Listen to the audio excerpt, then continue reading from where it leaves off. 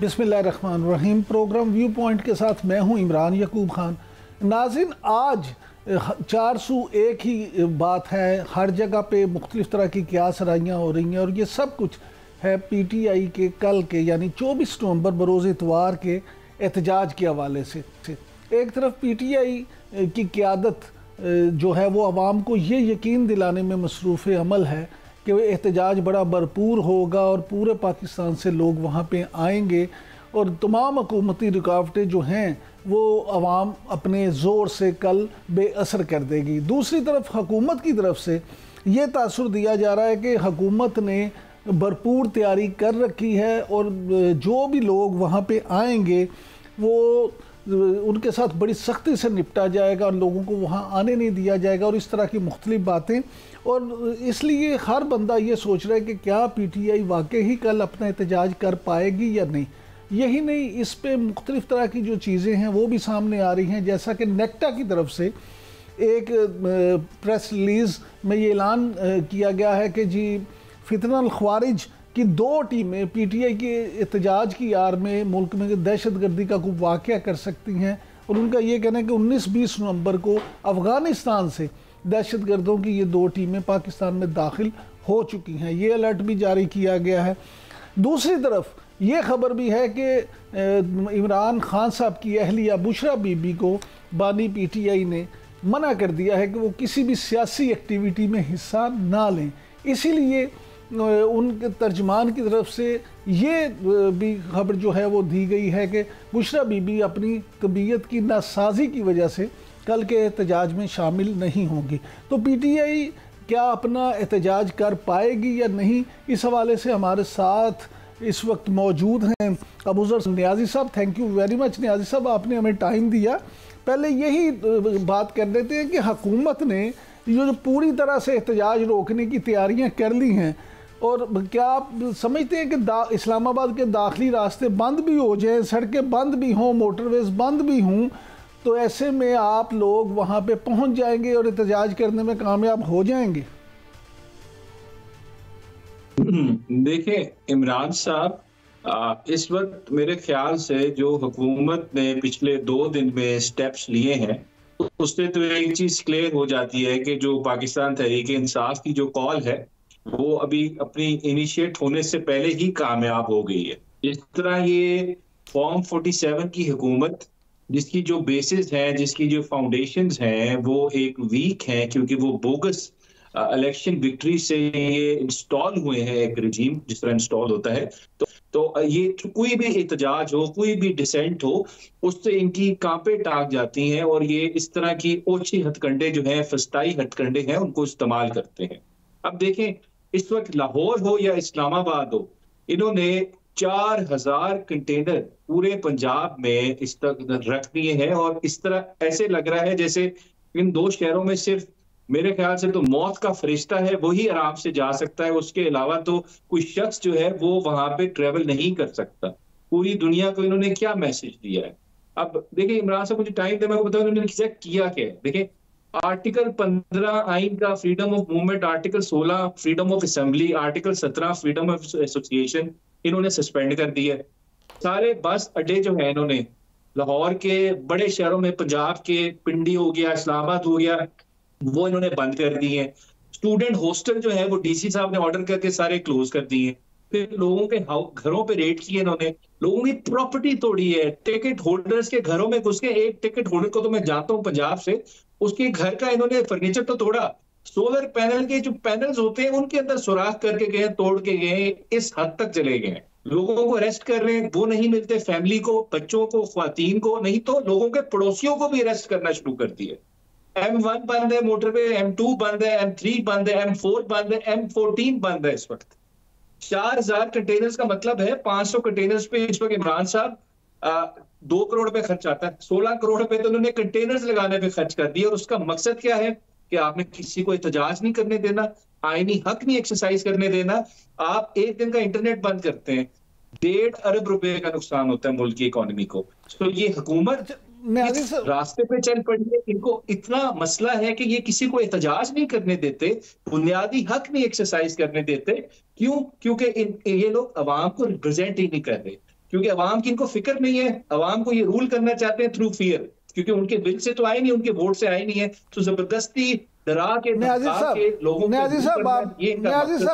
न्याजी साहब देखिए, हुकूमत तो ये जो कुछ कर रही है, आपकी बात को दुरुस्त मानते हुए हम ये तस्लीम कर लेते हैं कि ये बड़ी ज़्यादती और आइन की धज्जियाँ बिखेरी जा रही हैं, लेकिन क्या आप नहीं समझते कि पाकिस्तान तहरीक इंसाफ के बार बार एहतजाज की कॉल देने से जो लाखों करोड़ों पाकिस्तानियों की ज़िंदगियाँ मफलूज हो जाती हैं, उसमें हुकूमत का किरदार तो है, लेकिन कुछ आपका अपना किरदार भी है, पीटीआई का भी किरदार है। वो भी एक दफ़ा क्यों एहतजाज करके सुकून नहीं लेते, बार बार एहतजाज क्यों करते हैं? देखिए, दो चीजें इमरान साहब, एक तो हमारी डिमांड्स हैं 3, आज पॉलिटिकल कमेटी ने भी रिलीज की है, प्रेस रिलीज भी, हमारे पॉलिटिकल प्रिजनर्स को रिलीज किया जाए इंक्लूडिंग खान साहब, हमारे 26 अमेंडमेंट को ये रिवर्स करें और 8 फरवरी का हमारा इलेक्शन का मैंडेट जो चोरी किया है, जो डाका मारा गया दिन दहाड़े, वो हमें वापस किया जाए। जब तक हमारी डिमांड्स मीट नहीं होगी हम एहतजाज करेंगे, और एहतजाज करना आइन और कानून के दायरे में रह के करना, ये मेरा बुनियादी हक है। मैं 1000 दफा करूं, मैं 5000 दफा करूं, हुकूमत मुझे नहीं रोक सकती अगर मैं आइन और कानून के दायरे में रह के करूं, और मैं वही करना चाहता हूं। लेकिन ये हुकूमत थी ना आइन को मानती है ना कानून को मानती है, हुकूमत नहीं है मेरा फ्रीडम ऑफ असेंबली। सर बात सुने ना, हुकूमत ये कहती है कि आप फिर आइन और कानून के मुताबिक पुरअमन एहतजाज नहीं करते, आप सूबे की सरकारी मशीनरी लेके आते हैं, आप सरकारी मुलाजमों को लेके आते हैं, आप पुलिस फोर्स के लोगों को इस्तेमाल करते हैं। ये जब चीज़ें हुकूमत कहती है, ये आप पे इल्ज़ाम आयद करती है, तो फिर आप भी तो उस तरह से आइन की पासदारी नहीं कर रहे। आपने अच्छी बात है ये सवाल पूछ लिया मेरे से।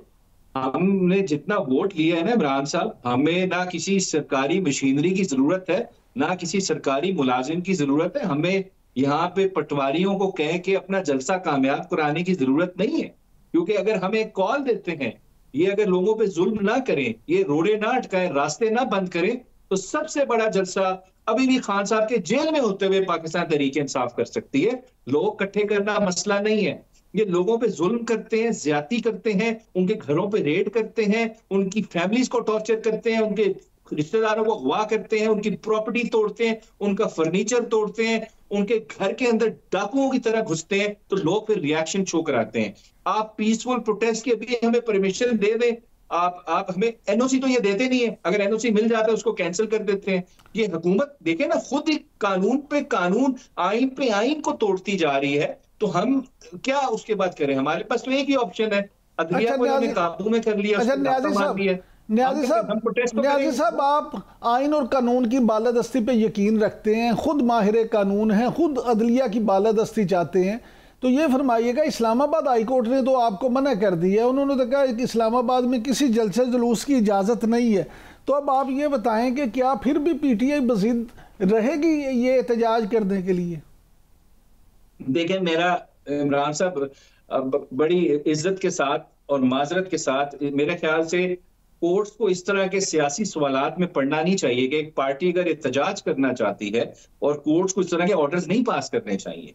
एक बुनियादी हक है एक पार्टी का, वो एहतजाज करे, उसके मेंबर्स का वो एहतजाज करें, वो एसोसिएट करें, मूव करें, असेंबल करें, उनका बुनियादी हक है। इस तरह के फिर फैसले वैसे ही होते हैं जिस तरह लाहौर हाई कोर्ट ने फैसला किया था कि कालाबाग डैम बनाए, फिर वो बन गया। नहीं ना, आप इस तरह के सियासी सवालात में ना पड़े, ना अदालतों को पढ़ना चाहिए। हमारा बुनियादी हक है प्रोटेस्ट करना।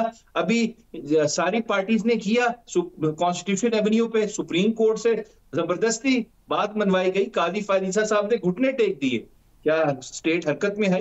रेट ऑफ स्टेट कहाँ थी तब? हम तो पीसफुल तरीके से प्रोटेस्ट करना चाहते हैं। आप खुद देख लें, हमारे तो प्रोटेस्ट में आधी तो ख्वातीन होती हैं। क्या ख्वातीन दहशतगर्दी करती हैं? कभी नहीं करती। हम पीसफुल तरीके से अपना एक मैसेज देना चाहते हैं, प्रोटेस्ट करना चाहते हैं।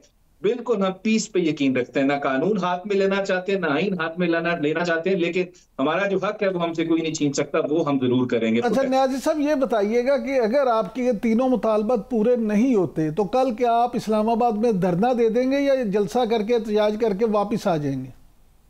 नहीं, इस दफा इमरान साहब हमारी कोई वापसी नहीं है, ये एहतजाज है, ये कंटिन्यू होगा।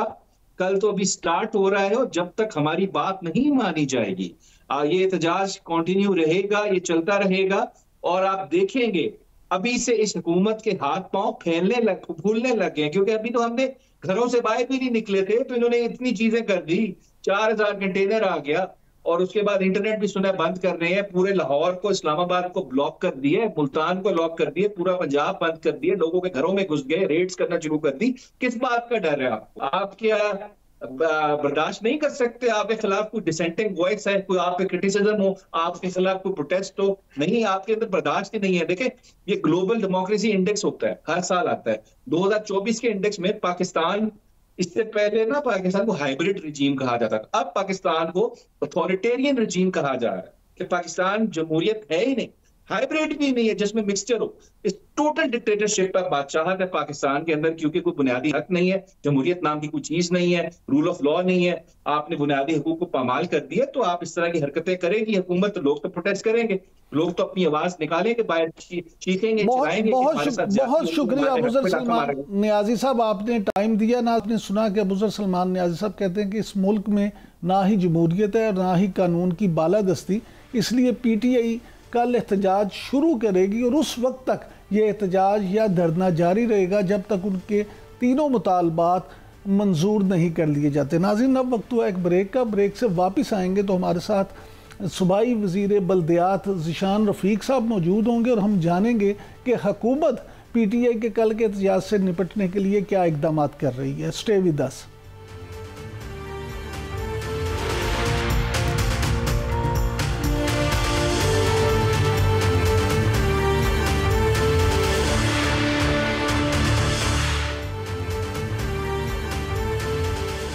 Welcome back.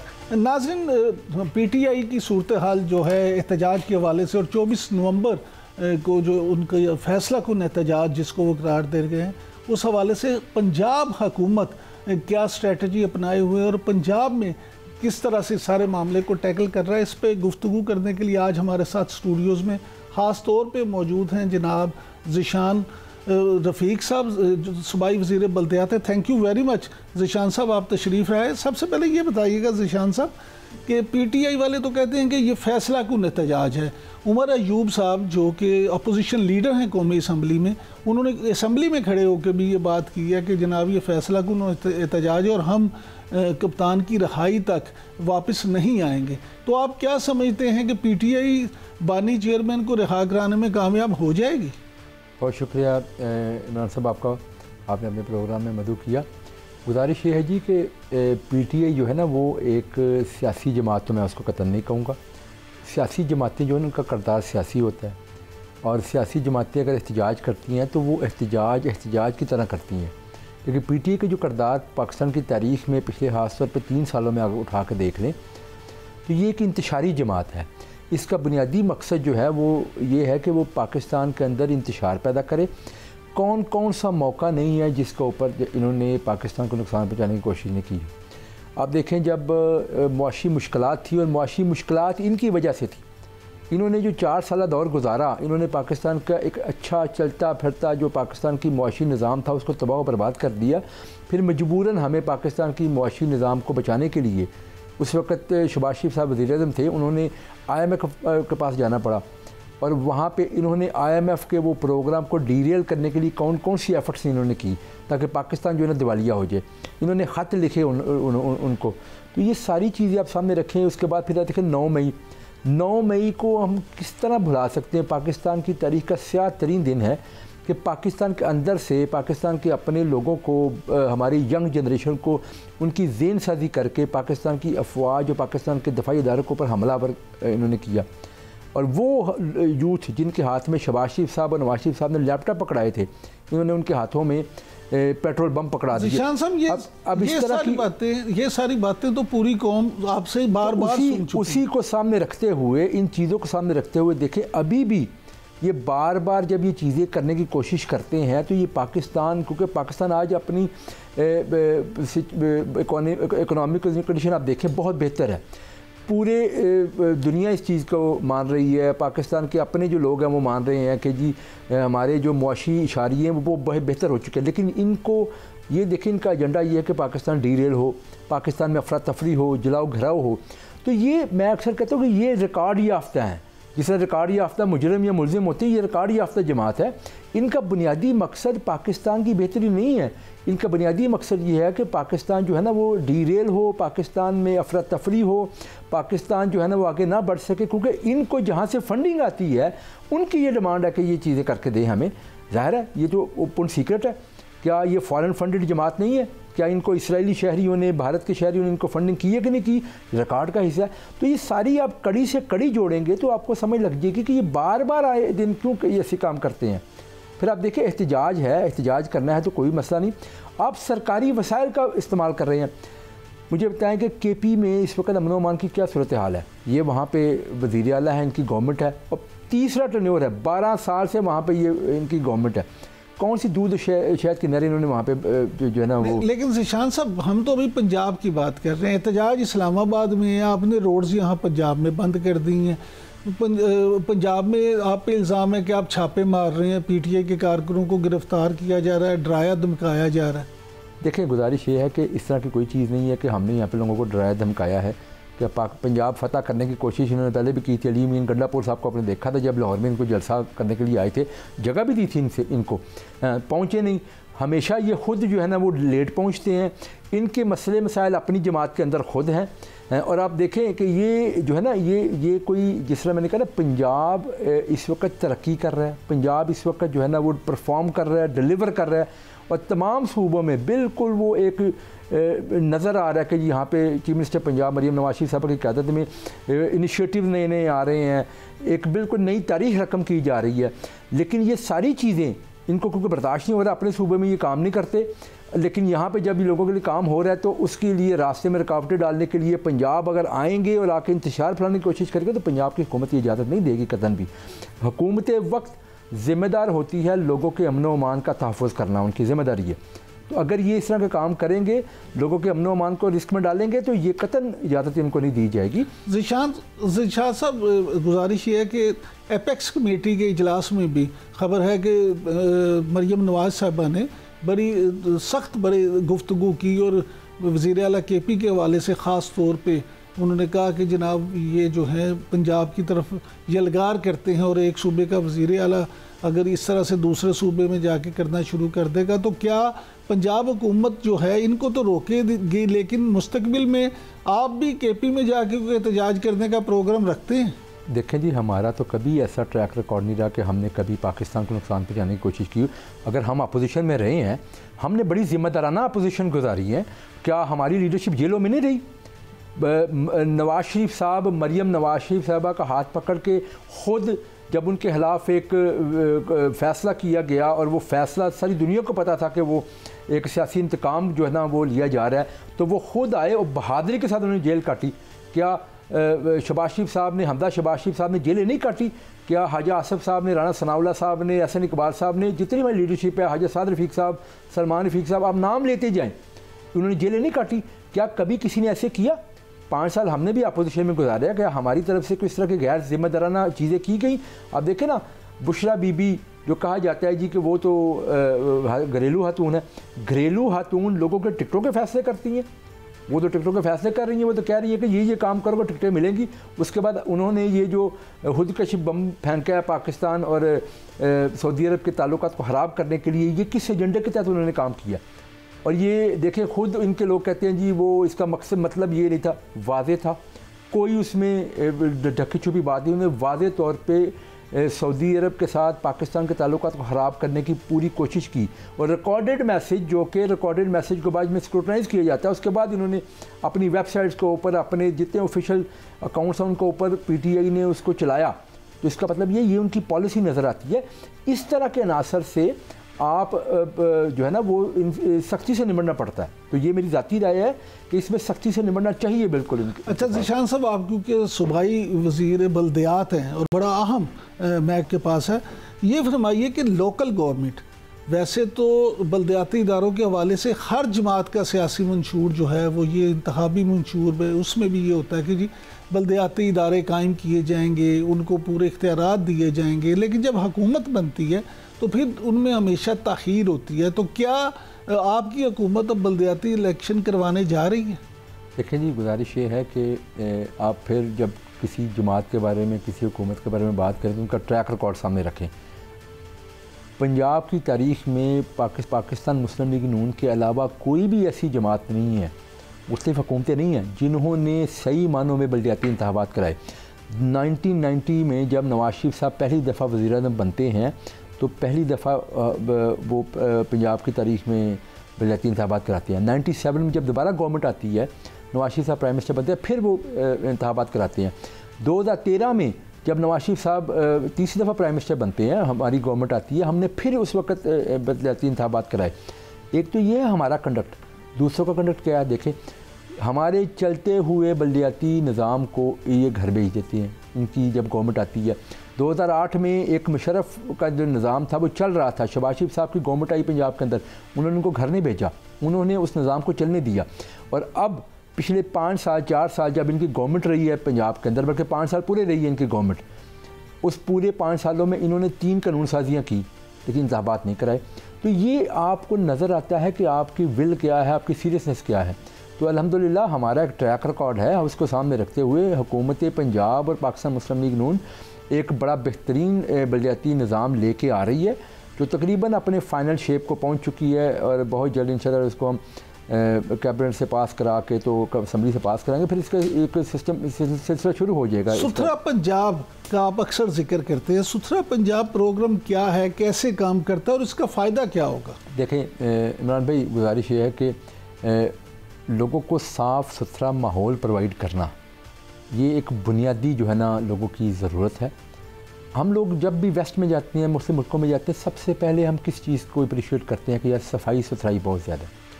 हमारे पंजाब के अंदर, मैं पंजाब की बात करूँ, वैसे पूरे पाकिस्तान में ये सूरत हाल है, वहाँ पे हमारे यहाँ पे कोई सफाई का निज़ाम इससे पहले कभी नहीं रहा। बड़े शहरों की हद तक कुछ इनिशिएटिव लिए गए शहबाज शरीफ साहब के दौर में, जब वेस्ट मैनेजमेंट कंपनीज़ बनाई गई। लाहौर का एक मिसाल आपके सामने है, उसने सफाई के मेयार को बहुत बेहतर किया, लेकिन शायद वो नताइज उस तरह से हम पूरे पंजाब में नहीं जो है ना वो हमें मिल सके, क्योंकि वो उसका दायरा कार बड़ा मतलब वो शहरों की हद तक रहा। तो अब चीफ मिनिस्टर पंजाब ने एक यकसा निज़ाम देहातों और शहरों के लिए जो है ना वो लेके आ रही हैं। और इसमें सबसे अहम चीज़ ये है कि ये पहली दफ़ा देहातों को एक सॉलिड वेस्ट का सिस्टम दिया जा रहा है, यानी कि जो हमारा कचरा कूड़ा जो इकट्ठा होता है घरों से निकल के तो फिर वो पूरे माहौल को आलूदा करता है, जो कचरों के ढेर लगे होते हैं देहातों में, शहरों के मुख्तलिफ़ जगहों के ऊपर, वो तमाम के तमाम क्लियर किए जाएंगे। और एक ऐसा निज़ाम है जो कि आउटसोर्स किया गया है, जिसमें तकरीबन हमने अभी तक 80% 70% से ज़्यादा पंजाब को आउटसोर्स कर दिया है। तो क्या ये जो आउटसोर्स किया है ये भी कोई तुर्की चीनी कंपनी है या लोकल? ये मैं इस पर बताता हूँ आपको, और इंशाल्लाह इसके बहुत जल्द सीएम पंजाब ऑफिशियली इसको इनॉग्रेट करने जा रही हैं। ये जब ये शुरू हुआ तो बड़ी बातें इसके ऊपर की गई, टोटली लोकल इंडस्ट्री, टोटली इसके ऊपर जो लोकल इंडस्ट्री है, लोकल लोग हैं, उनको ये आउटसोर्स किया गया है और बाकायदा एक ट्रांसपेरेंट सिस्टम के तहत। और इसमें देखें लाखों लोगों को रोज़गार मिलने जा रहा है, नंबर 1। नंबर 2, इसमें जो मशीनरी का इस्तेमाल होना है वो भी टोटली हम लोकल जो मेड मशीनरी होती है, जैसे लोडर रिक्शा, जो ट्रॉली ट्रैक्टर, इस तरह की चीज़ें, वो उसका इस्तेमाल होगा। देखें वो भी हमारी इस पूरी इंडस्ट्री को, लोकल इंडस्ट्री को जो है चलाएगी। तो गवर्नमेंट्स जो होती है ना वो बेसिकली इस तरह के मौके फ़राहम करती हैं ताकि लोग कारोबार कर सकें, और ये टोटली लोकल इंडस्ट्री को चीज़ें की गई हैं। और इसमें एक चीज़ मैं बताऊँ आपको, देहातों में और शहरों में इसमें डोर टू डोर कलेक्शन है, यानी कि हर घर से कूड़ा उठाया जाएगा और फिर उसको सेफली हर तहसील की सतह के ऊपर एक डंपिंग साइट बनाई जाएगी, वहाँ पर उस कूड़े को शिफ्ट किया जाएगा। और ये पूरा एक प्रोसेस होगा डेली बेसिस पे। इसका तो बड़ा अच्छा है कि उसको आप घर घर से कूड़ा भी उठाएंगे, उसको प्रॉपर जगह पे उसको तर्फ भी करेंगे, लेकिन क्या इससे एक आम पंजाब के शहरी पे माली बोझ भी बढ़ेगा? नहीं, देखें गुजारिश ये है कि दुनिया के अंदर कहीं पे भी आप अगर चले जाएं तो जो इस तरह की सहूलत सॉलिड वेस्ट से रिलेटेड है, उसके लिए लोगों को जो है ना वो लोग टैक्सेस और फ़ी पे करते हैं उसके लिए, और बहुत नॉमिनल सी फ़ी इसके ऊपर, बल्कि जो डिपार्टमेंट ने प्रपोज़ की थी चीफ मिनिस्टर पंजाब, उसको आधा कर दिया कि आधी जो है ना वो हम लोगों से लेंगे और आधा जो है ना वो गवर्नमेंट खुद इसका बर्दाश्त करेगी पूरा जो फाइनेंशियल बोझ होगा, और ये फौरी तौर पे लागू नहीं की जा रही। पहले कुछ 4 माह के लिए जो है ना ये फ़ी लागू नहीं होगी, लोगों को ये सर्विस डिलीवर की जाएगी, और ये उतनी फ़ीस है, ये चंद 100 की बात होगी तकरीबन, जो बहुत थोड़ी सी अमाउंट है, जो कि अगर कहीं कुछ गलियों में लोग ये काम कर रहे होते हैं तो अनऑफिशियली लोग इससे ज़्यादा पैसे लोगों को दे रहे होते हैं, सैनिटरी वर्कर्स को, ये जो लोकल लोग अपने प्राइवेटली हायर करते हैं, तो ये उससे बहुत कम होगी। तो ये बड़ी नॉमिनल सी फ़ी होगी, कोई जो है ना ज़्यादा फ़ी नहीं इस पर होगी, ताकि इसको सेल्फ सस्टेनेबल बनाया जा सके, ताकि एक ऐसा सिस्टम बने जो आने वाली दहाइयों तक जो है ना ये चलता रहेगा। और ये मैं आपको बताता जाऊँ, कितनी नॉमिनल सी होगी, 200-300? हाँ, ये तकरीबन 200-300 के आगे पीछे यही है जी। अच्छा, तो ये क्या इसका कोई कैटेगरी होगी कि 5 मरले के लिए इतनी, 10 मरले के लिए इतनी, या इसको कैटेगराइज जो है ना किया जा रहा है, ताकि मुख्तलिफ कैटेगरीज के हवाले से जो है ना वो फ़ी लगाई जाए, ताकि जो लोग इसको जो अफोर्ड कर सकते हैं, जिनके बड़े घर हैं, उनसे उस हिसाब से चीज़ें ली जाएंगी, फ़ी ली जाएगी। तो इसका मतलब है कि पंजाब के तमाम डिस्ट्रिक्ट जो हैं उसमें ये लागू होगा? तमाम डिस्ट्रिक्ट्स में across the board, her district के अंदर ये निज़ाम जो है ना ये आएगा, हर घर को ये सहूलत दी जाएगी। और ये देखें, ये वो चीज़ है जो इससे पहले कभी ज़िंदगी में किसी ने नहीं की। तो अब एक इस पर खुशखबरी भी सुना दें कि इस सारे अमल में पंजाब के कितने नौजवानों को रोज़गार मिलेगा? तकरीबन ये 1 लाख से ज़ायद लोगों को नए रोज़गार मिलेंगे, और हज़ारों की तादाद में नई मशीनरी जो है ना उसका इस्तेमाल होगा, जो कि इससे इंडस्ट्री चलेगी। डायरेक्टली 1 लाख से ज़ायद फैमिलीज़ जो है ना उनको रोज़गार मिलेंगी। इनडायरेक्टली जो आपकी मशीनरी चलनी है, जो इंडस्ट्री है, उससे भी कई हज़ारों फैमिलीज़ जो है ना उनको रोज़गार मिलेगा। देखें, ये है वो विजन चीफ मिनिस्टर पंजाब का, हमने लोगों को रोज़गार देना है, और रोज़गार इस तरीके से हम लोगों को अल्लाह के फजल से प्रोवाइड कर रहे हैं ताकि लोग ख़ुद अपने इलाके साफ़ भी करें, उनको रोज़गार भी मिले इस चीज़। तो इस जो है प्रोसेस में इस नौकरी को हासिल करने के लिए दरख्वास्त कहाँ जमा करवानी पड़ेगी? ये लोकल लेवल पे चीज़ें सारी जो है ना, ऑब्वियसली जब इसको आउटसोर्स किया जाएगा, तो जब आउटसोर्स होने के बाद जो वहाँ पे लोकल जिनको आउटसोर्स किया जाता है, ये उनकी वही हायरिंग करेंगे, और उनके ज़रिए जो है ना ये हायरिंग होगी। गवर्नमेंट जो है ना वो उनको, हमने एक सिस्टम बनाया जिसके तहत गवर्नमेंट पे करेगी, और बड़ा KPI बेस सिस्टम है, और इसकी बाकायदा डिजिटल मॉनिटरिंग की जाएगी, यानी कि हाज़िरियों से लेके जो मशीनरी है उसका इस्तेमाल, और बल्कि इसके साथ साथ एक ऐप जो है ना इंशाअल्लाह ताला उसकी भी लॉन्चिंग हम करेंगे, ताकि आम शख्स हमारे पंजाब के अंदर एक आम बंदा जो है ना वो अपने मोबाइल पे ऐप के ज़रिए कहीं पे कोई कूड़ा देखता है, गंद देखता है, तो वो उसी वक्त जो है ना वो उसको पिक्चर खींच के अपलोड करेगा, तो वो विद इन आवर्स, हम दिनों की या हफ्तों की बात नहीं कर रहे, घंटों के अंदर अंदर वो क्लियर किया जाएगा। तो ये पूरा सिस्टम जो है ना इंशाअल्लाह ताला ये बनेगा, और यहाँ पे हर गांव के अंदर जो है, हर मोहल्ले के अंदर सैनिटरी वर्कर्स जो जाएंगे, इसमें घरों से कलेक्शन, इसके साथ साथ मैनुअल स्वीपिंग जो है। तो ये जो सारी ये वेस्ट जमा होगी उसको किस तरह से यूटिलाइज़ किया जाएगा? अब उसमें हम ये भी आपको बताते जाऊँ कि चीफ मिनिस्टर पंजाब की हमें हदायत है, उसके ऊपर भी हमने साइमल्टेनियसली काम शुरू कर दिए।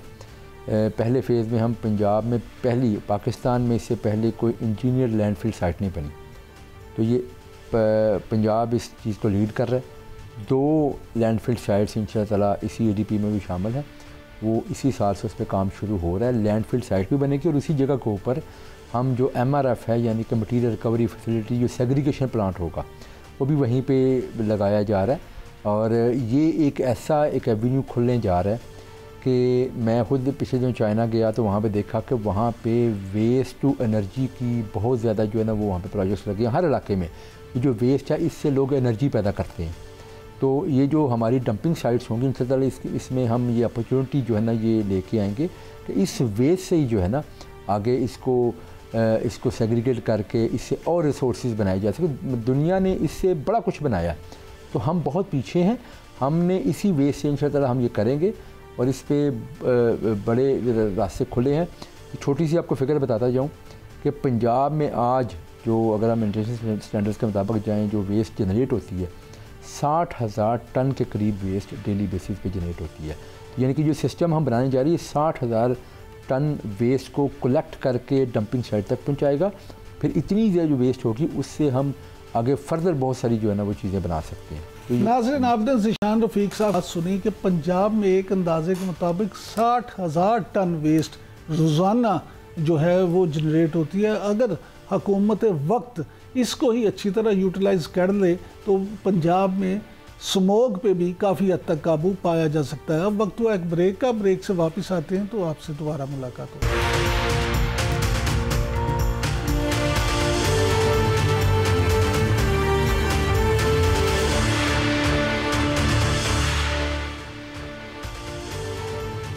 वेलकम बैक नाज़रीन। पाकिस्तान स्टॉक एक्सचेंज नए रिकॉर्ड बनाते हुए नहायत तेज़ी से ऊपर की तरफ जा रही है, और यही नहीं, इस बार तो पाकिस्तान स्टॉक एक्सचेंज ने अमेरिकी और यूरोपीय ममालिक की जो स्टॉक एक्सचेंज है उनको भी पीछे छोड़ दिया और दूसरे नंबर पे आ गई है। ये फिनोमेना क्या है और पाकिस्तानी मीशत पर इसके क्या असरात होंगे, इस पर बात करने के लिए आज हमारे साथ साबिक वज़ीर मुमलिकत जनाब इशफाक तौला साहब। तौला साहब, बहुत शुक्रिया आपके वक्त का। ये फरमाइएगा कि ये पाकिस्तान स्टॉक एक्सचेंज जो नए रिकॉर्ड बना रही है, ये तेज़ी हकीकी है, आर्जी है, या इसके मुल्की मीशत पर कोई बेहतर असरात भी पड़ेंगे?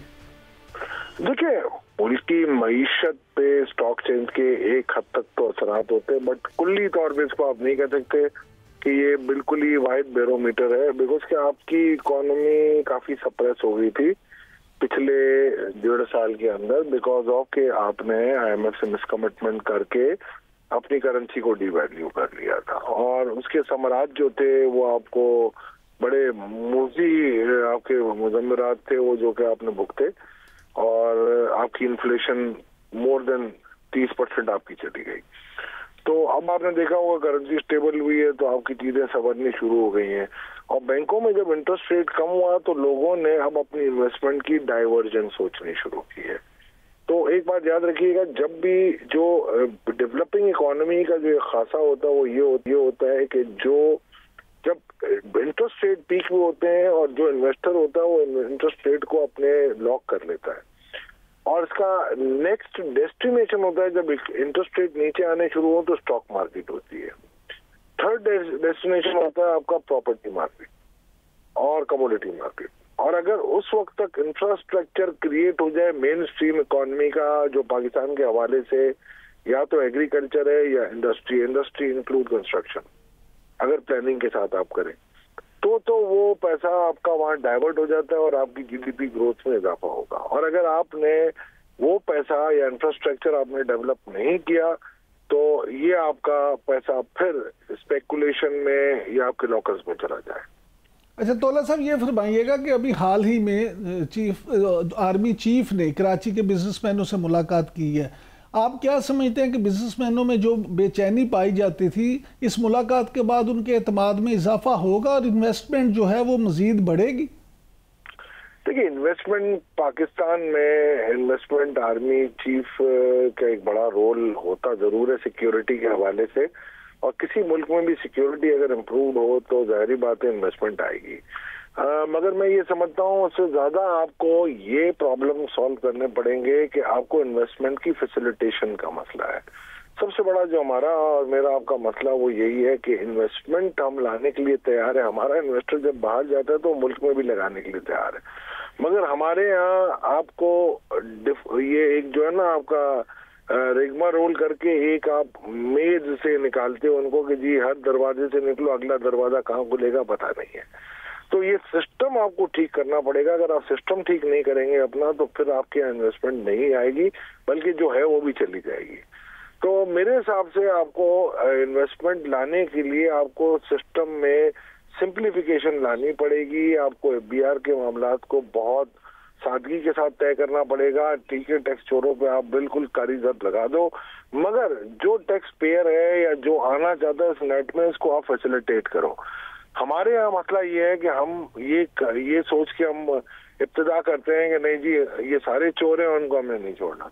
तो सिस्टम में आसानी पैदा करें, वन विंडो ऑपरेशन लाए। अच्छा तौला साहब, ये फरमाइएगा कि जो इस हुकूमत के 8 माह हैं उसमें भारत के साथ तजारत जो है वो काफ़ी बेहतरी हुई है और चौथी बार भारत से दरामदात में इजाफा हुआ है। तो आप क्या समझते हैं कि इस हुकूमत के होते हुए पाक भारत तजारत मुस्तकिल जो है वो खुल सकती है? देखिए, मेरे ख्याल से ये पूरे एरिया के बेनिफिट में होगा अगर को हम एक्टिवेट करते हैं। अगर इंडिया थोड़ा सा बड़े भाई का रोल प्ले करे और बड़ा दिल दिखाए तो पाकिस्तान इंडिया की ट्रेड में बड़ी रेजिलियंस है, और मैं आपको यकीन से कह सकता हूँ कि हमारी ट्रेड बिलियंस ऑफ डॉलर्स में जा सकती है। में भी बेनिफिट होगा, इनको भी होगा, मगर इसके साथ साथ हमें कुछ पॉलिटिकल मसाइल हैं हमारे आपस के, वो। थैंक यू वेरी मच तोला साहब, बहुत शुक्रिया। नाज़रीन, अभी माशी सूरत हाल के हवाले से बहुत सी गुफ्तगू बाकी, और हमारे साथ मौजूद हैं डॉक्टर शाहिद हसन सिद्दीकी साहब। Thank you very much. Doctor साहब, ये फरमाइएगा कि ये स्टॉक एक्सचेंज में तेज़ी है, ये आर्जी है, मुस्तकिल है, या इससे मुल्की मईशत को क्या फ़ायदा पहुँचेगा? बहुत शुक्रिया। बुनियादी बात तो कोई भी चीज़ दुनिया में मुस्तकिल नहीं होती। ये जो कुछ हो रहा है, ये शमशाद अख्तर जब वज़ीर ख़जाना थी उस वक्त उन्होंने ये कहा था, हुकूमत पाकिस्तान ने एक पॉलिसी बनाई थी कि स्टॉक एक्सचेंज की बेहतरी मईशत की बेहतरी की दलील होती है। ये बुनियादी बात ही गलत थी, और उस वक्त से ये फैसला हुआ था कि हम मईशत अगर ठीक नहीं होती तो ना हो, हम स्टॉक एक्सचेंज को ऊपर लेके जाएंगे। मैं एक बात पूछना चाहता हूँ, क्या पाकिस्तान की तारीख में कभी ऐसा हुआ कि 25 दिन जो गुजरे हैं उसमें 1000 अरब रुपया बैंकों के डिपॉजिट गिर गए? आप ये स्टेट बैंक की फिगर है। 1000 अरब रुपया कोई मामूली बात नहीं है। बैंक और दूसरे इदारे बड़े पैमाने पर जो है इन्वेस्टमेंट कर रहे हैं, उनको अहकामात हैं। तीसरी बात ये थी जो मैं आपको बताना चाह रहा हूँ, वो ये है कि आप इस तरीके से देखिए कि माशी अशारिये हमारे ख़राब हैं, बेशतर अशारिये ख़राब हैं। स्टेट बैंक की रिपोर्टों के जो आदाद व शुमार हैं वो ख़राब हैं। हमारी बरामदात नहीं बढ़ रही बल्कि रेमिटेंसेस बढ़ रही हैं। अब ये इतनी ख़तरनाक बात है, रेमिटेंसेस बढ़ना। 111(4) के तहत मैं आपको मिसाल दूं कि भारत की जो रेमिटेंसेस हैं वो 124 अरब डॉलर हैं, और भारत की बरामदात हैं 777 अरब डॉलर, यानी उनकी बरामदात 6 गुना है। और इस्लामी जमहूरिया पाकिस्तान में अभी 4 महीने में हमारी रेमिटेंसेस 1 अरब डॉलर बढ़ गई। तो अगर हमारी बरामदात 6 गुना ना होती, दुगनी होती, तो हम IMF के प्रोग्राम से बाहर आ जाते। तो ये जो कसीनों की पॉलिसी बनाई गई है, मेरे ख्याल से ये आगे चल के बड़ी ख़तरनाक होगी। और इसकी वजह मैं आपको 2-3 और बता दूं। इसी दौरान में आपने ये देखा कि बैंकों के जो कर्जे थे जुलाई से सितंबर तक वो 100 अरब रुपए के कम हो गए 3 महीने में, और जो हुकूमत में सरमायाकारी उन्होंने की उसमें 600 अरब रुपए का इजाफा हो गया। तो कमर्शियल बैंकों का कब कहाँ काम दुनिया भर में कहाँ होता है कि वो हुकूमत को बजट खसारे के लिए करें और ये कहें कि जनाब टैक्सों की चोरी रोकने की ज़रूरत नहीं है, आपको जो है ना वो शाना अखराजात कम करने की ज़रूरत नहीं है, हम हाजिर हैं, तिजारत के लिए कर्जे नहीं देंगे, सनद के लिए नहीं देंगे, बरामदात के लिए नहीं देंगे, हम आपको कर देते हैं। तो ये तो एक पॉलिसी बुनियादी तौर पर गलत है। असल में इन्होंने जो फैसला किया था, मैं आपको बता दूँ क्या था, वो ये था कि आप पिछले 10-15 साल देखें तो हमारा अफरात ज़र 10-11% रहता है, 2-3% आपकी ग्रोथ होती है। तो हमारा जो GDP है वो 15% बढ़ता है। स्टॉक एक्सचेंज नहीं बढ़ रहा था, तो ये फैसला हुआ कि इसको भी 15% बढ़ा दें, वो तकरीबन 1 लाख जो है वो पॉइंट्स बन जाता है। उसके लिए सारी तरकीबें हुई, लेकिन जो चीज़ बिल्कुल वाज़ेह है कि ये माशी पॉलिसियों की कामयाबी की दलील बिल्कुल नहीं है। अवाम का इससे कुछ फ़ायदा नहीं है, बल्कि अवाम मईशत को नुकसान है, और कुछ लोग जो हैं इसमें फ़ायदा उठा रहे हैं। बैरूनी सरमायाकारों ने इससे फ़ायदा उठाए हैं, वो चंद दिन में मुनाफा कमा के पैसे बाहर ले जाते हैं। असल चीज़ ये है कि टैक्सों की वसूली बढ़ाए, वो बेहतरी होती वो हमने।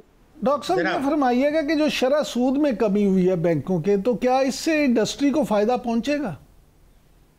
देखिए, 2 बात ये कमी किसकी कीमत पे की है, पहले आप ये भी तो देख लीजिए ना। ज़रूर कम करें। मैं आपको एक फिगर देना चाहता हूँ कि 1 जुलाई से अब तक बैंकों के जो खाते हैं नफ़ा नुकसान में शिरकत, उसका जो 1 जुलाई को उनका मुनाफा मिला करता था 19%, अब मिल रहा है 13%। यानी एक आदमी जिसने 1 लाख रुपए रखा था उसको 6,000 रुपये का नुकसान हो रहा है। अगर जिसके 10 लाख थे उसको 60,000 का नुकसान हो रहा है। तो आपने करोड़ों खातेदारों को जो पाकिस्तान के अंदर हैं उनको शरह मुनाफा में ज़बरदस्त कमी करके शरह सूद के साथ मिला के कर दी। हालांकि ये मैं आपको रिकॉर्ड में बता रहा हूँ, पाकिस्तान के कानून के ख़िलाफ़ है। पाकिस्तान का कानून है 26A(4) और 40A बैंकिंग कंपनीज ऑर्डिनेंस। वो ये कहता है स्टेट बैंक की जिम्मेदारी है कि बैंक खातेदारों को मुनाफे में शरीक करें।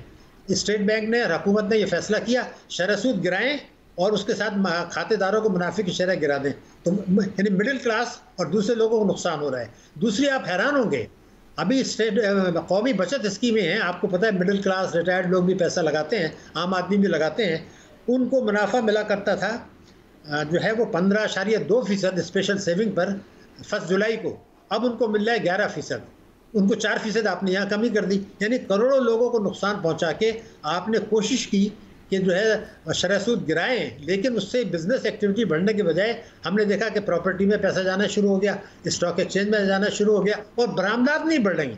इसको अगर बरामदात, बहुत शुक्रिया डॉक्टर साहब। नाज़रीन, आपने माहिरीन की गुफ्तगू सुनी। माहिरीन का कहना है कि सिर्फ स्टॉक एक्सचेंज से जो है मुल्की मईशत बेहतर नहीं होती, बल्कि मुल्की मईशत को बेहतर करने के लिए आपको बरामदात में इजाफा करना होगा और मुल्क की इंडस्ट्री को मज़ीद सहूलतें देना होगी। आज तक के लिए इतना ही, आपसे फिर कल मुलाकात होगी। अल्लाह निगहबान।